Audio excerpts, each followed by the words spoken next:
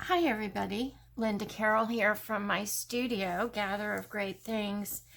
And I've been working today on the 10th day of Christmas. Although today is January 6th, history making day in our country. But I have only gotten to day 10 of the 12 days of Christmas. So what I'm going to try and do is kind of speed through this. It won't be a really long video, I don't think. And then I'm going to move on and do the 11th and 12th day, and that'll be the last video in this series. So I hope you all are doing well. Today here started out as a beautiful crisp day, and indeed stayed that way all day. Sun shining in, and I was really busy in my studio. So on the 10th day of Christmas, look at all these Lords leaping. Okay, so on the 10th day of Christmas, my true love sent to me 10 lords a-leaping, 9 ladies dancing, 8 maids a-milking, 7 swans a-swimming, and on and on. So as you can see, I had to make a decision about my 10 lords. I had 10 figures that I had to use in my collage, and indeed inspired the collage. So again, the first thing I did was cut out all my little fussy cut all my lords out, which took a long time because there were so many, and all the little zigs and zags in each of the figures.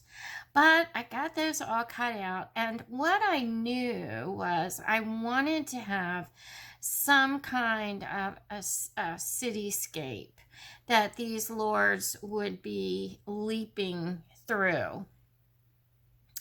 And indeed, I knew I was going to be working with scale, which means, you know, the images may not fit in the background as far as size go. They may appear way too big or way too small.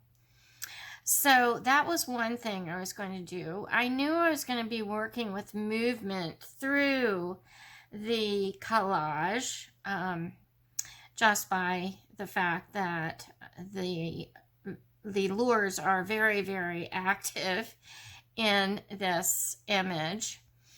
And so I went through a magazine and I found a couple things that I thought would work. And okay, this was one image that I pulled, and I thought, even though it's not a cityscape, there are a lot of things that these creatures could be dancing across or on. And so I kind of liked that idea. And then I found this image, and I thought, well, maybe they could be dancing, you know, on her dress, it looks like they're pathways, and her shoulders and her head. Maybe that would work. So I pulled this one. And this image I really liked. I was going to turn it this way and have the lords dancing on top of these jagged edges. So I pulled this one. I love the colors. This one I just pulled because I like the image, and I'll probably use this in another collage. So I thought, great. But then I looked on the other side and I thought, oh it is Greece, and there is a landscape here, and they could be, you know, dancing across the tops of these buildings or this mountain. And I really kind of liked that idea.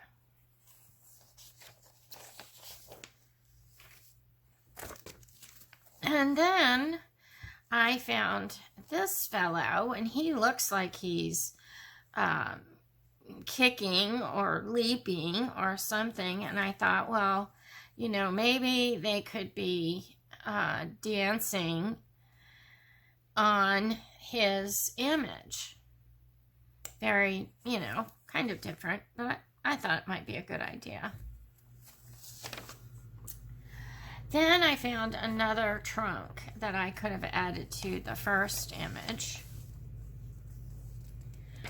And then I found this image of this mansion here.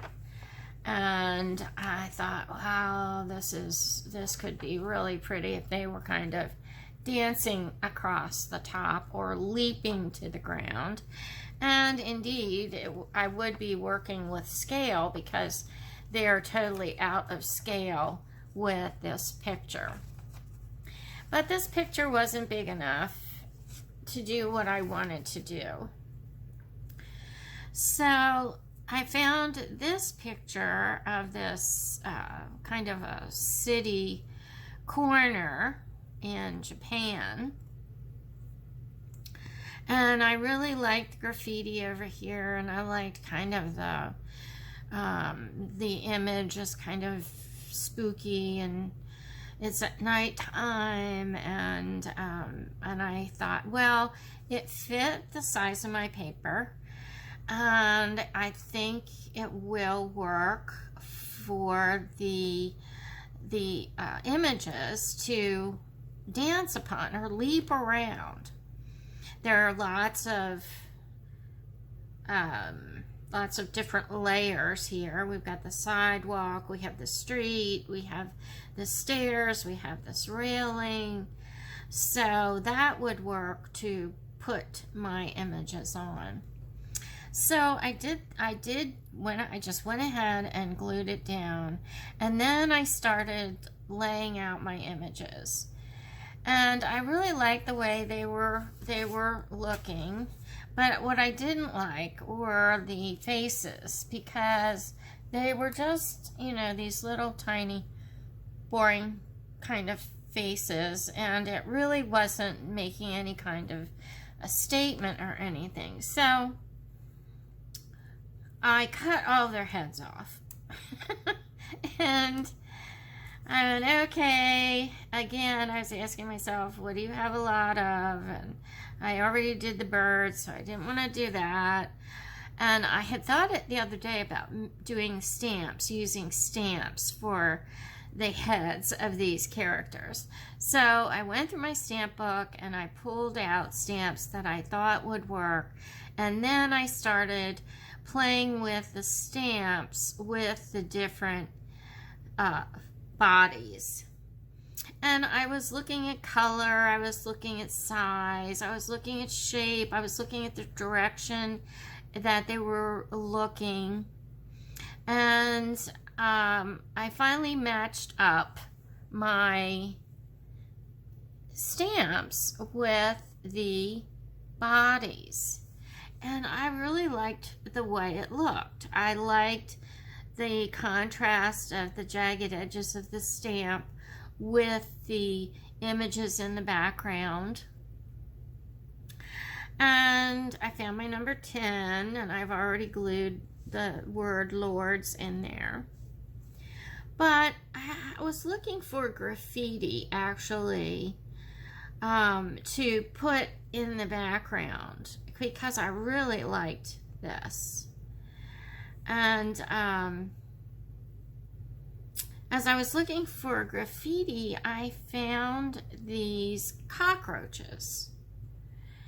And I thought, well, that might be a little bit of an interesting image to add to this. And again, I'm working with scale. Here in South Carolina, we have a cockroach that is called a palmetto bug. In Florida, I believe they're called wood roaches, and they're huge. I've seen them like this big. And they get in your house and they set off your alarm system if you're not home. And they're just, you know, scary, creepy bugs. But I thought, you know what? I think this might work in the collage. So I fussy cut around them. Now I couldn't get into every little tiny spike on their legs and everything, but I think that's okay because it makes them stand out a bit from the background.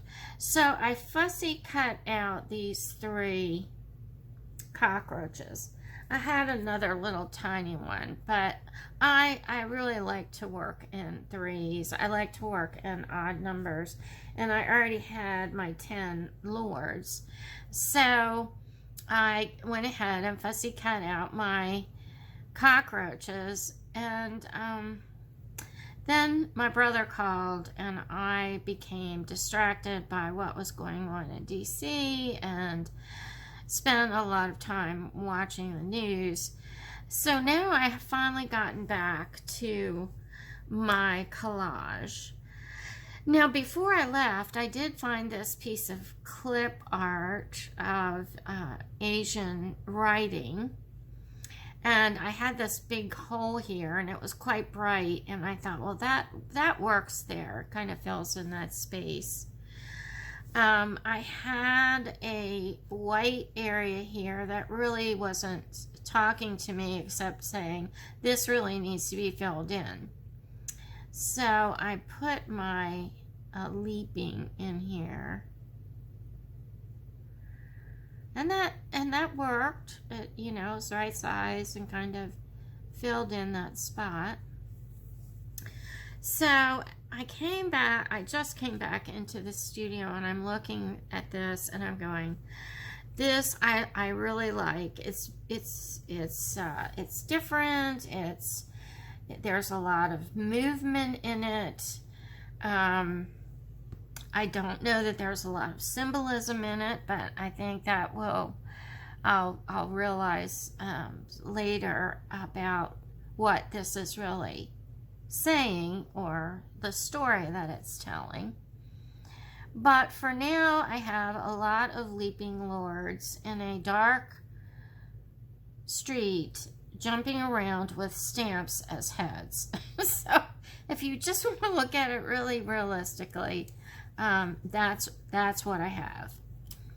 So, and I think that's about all I can gather together in my thoughts and feelings for tonight. So I'm going to go ahead and glue these down, and you can watch the process and kind of watch it come alive. I really like all the motions these little characters are doing, and I couldn't cut all of them apart because of their interlocking arms. So I did detach a foot from a leg because I wanted these 3 together. So what I'm going to do is I'm going to put on a little bit of music, and I'm going to go ahead and paste these down. Again, thank you so much for your comments. I love the people who are looking into the collages and seeing what they're seeing, and creating their own stories. And also, thank you, I think it was Kathleen, who suggested that I use painter's tape to tape close my cellophane pockets in my bird ephemera book. I'm going to try that. I think it'll work. So thank you very much for that idea. And maybe it's something you all can use as well. So I'm going to start gluing these things down. I'm just going to use my glue stick and my glue book. So why don't you get yourself something to drink, sip on. I'm sipping on something right now, and we'll glue this together and see what happens after that.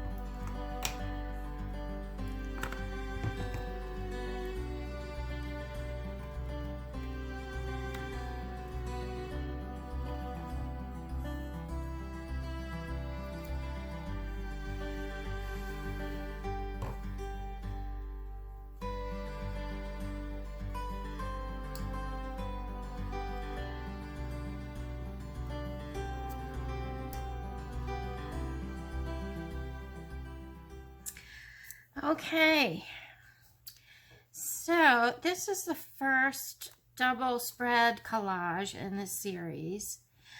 And I think the most important thing is the fact that my, the layout of the collage and the design of the collage, your eye travels around the entire collage. You see everything, and there is a lot to see.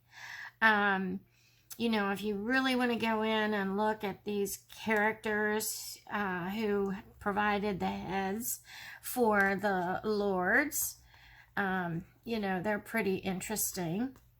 And if you want to go in and really look at this background and everything, it's pretty interesting too. Definitely the lords are on their way someplace to be gifted to the love of the singer of the song's life. And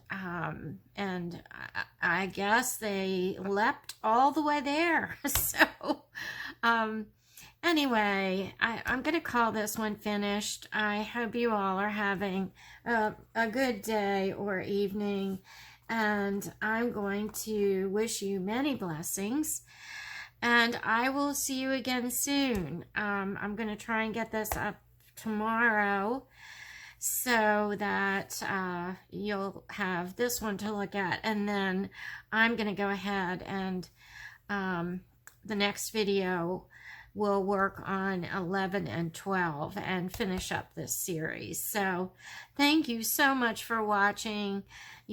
Have fun, take a look, and kind of decide exactly what you think this story is in this city street, and enjoy. I'll see you again soon. Bye for now.